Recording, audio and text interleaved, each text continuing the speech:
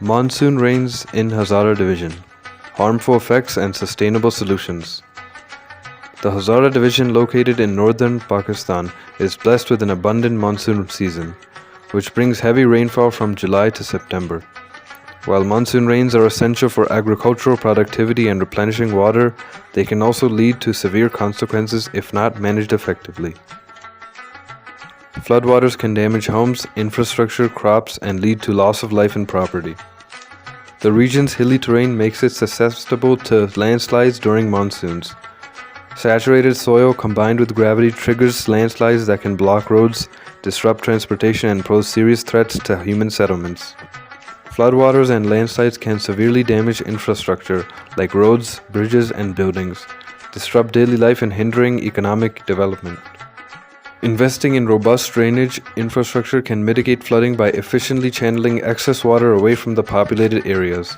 Constructing canals, embankments, and stormwater drains would help manage the flow of river water. Creating floodplain maps and implementing zoning regulations can prevent construction in high-risk areas. This would safeguard lives and properties by keeping settlements away from the flood zones. Promoting water harvesting techniques, such as constructing rainwater harvesting systems, can help capture and store rainwater for future use during drier periods. This would also alleviate pressure on groundwater resources. Efficient waste management practices, including proper disposal and recycling, can reduce the amount of pollutants washed into bodies during the monsoon. Implementing water treatment facilities can ensure the supply of clean drinking water.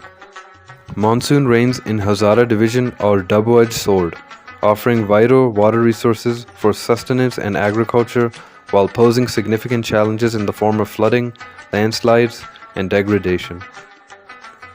By embracing responsible practices, Hazara Division can turn the tide in its favor and harness the monsoon's potential for sustainable development and prosperity.